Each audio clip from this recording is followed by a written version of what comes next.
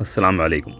ایک سوال اکثر یہ سامنے آتا ہے کہ جب قرآن مجید میں یہ لکھا ہوا ہے کہ یقیناً نماز جو ہے بے حیائی اور برائی سے روکتی ہے، تو پھر سماج میں ہم دیکھتے ہیں کہ بہت سارے لوگ، بہت تعداد ایسے لوگوں کی ہے جو نماز بھی پڑھ رہے ہوتے ہیں اور برائی سے بھی نہیں رکتے۔ تو اس کا کیا مطلب ہے؟ ایسا کیوں ہوتا ہے؟ کیا قرآن کی یہ بات درست نہیں ہے؟ تو اس میں ایک بات غور کرنے کی ہے۔ پہلے تو یہ دیکھا جائے کہ قرآن مجید میں جو عربی میں الفاظ آئے ہیں وہ ہیں ان الصلاۃ تنہا عن الفحشاء والمنکر۔ تو یہاں جو روکنے کے لیے جو لفظ آیا ہے وہ تنہا کا لفظ ہے، اور یہ تنہا وہی لفظ ہے جو امر بالمعروف و نہی عن المنکر میں نہیں جو ہے، یہ وہی تنہا یہاں پہ آیا ہے، یہ روکنے کے معنی میں ہے۔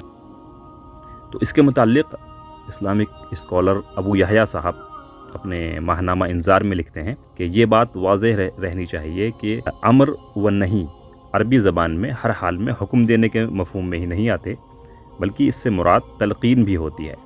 تو نماز اسی مفہوم میں برائی سے روکنے کی تلقین کرتی ہے، اور شیطان اسی مفہوم میں فواحش کی راہ دکھاتا ہے، یعنی کیونکہ اب دوسری جگہ پہ دیکھیں گے سورہ البقرہ میں آیت نمبر 168 اور 169، تو وہاں یہ لکھا کہ شیطان تمہارا کھلا دشمن ہے اور وہ تمہیں حکم دیتا ہے برائی کا، فواحش کا۔ تو وہاں بھی شیطان کے ساتھ جو لفظ آیا ہے امر کا آیا ہے، تو امر کو عام طور پہ حکم کے معنی میں لیا جاتا ہے۔ تو اگر وہاں بھی اس کو اسی معنی میں لیں گے کہ حکم، تو اس کا مطلب یہ نہیں ہوگا کہ زبردستی جو ہے شیطان ہاتھ پکڑ کے تمہارا کام کراتا ہے، نہیں، وہ تمہیں تلقین کرتا ہے صرف غلط کام کی طرف، اور تم چلے جاتے ہو۔ اسی طرح سے نماز تمہیں جو ہے زبردستی ہاتھ پکڑ کر نہیں روکتی برے کاموں سے، بلکہ وہ تلقین کرتی ہے۔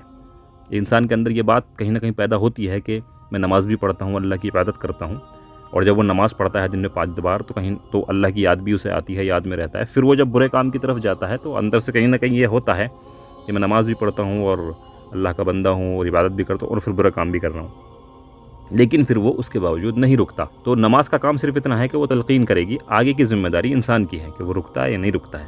جیسے کہ ماں باپ اور استاد اپنے شاگرد اور اپنے بچوں کو تلقین کرتے ہیں برائی سے رکنے کی، اب آگے کی ذمہ داری اس اولاد کی یا شاگرد کی ہے کہ وہ رکے یا نہیں رکے۔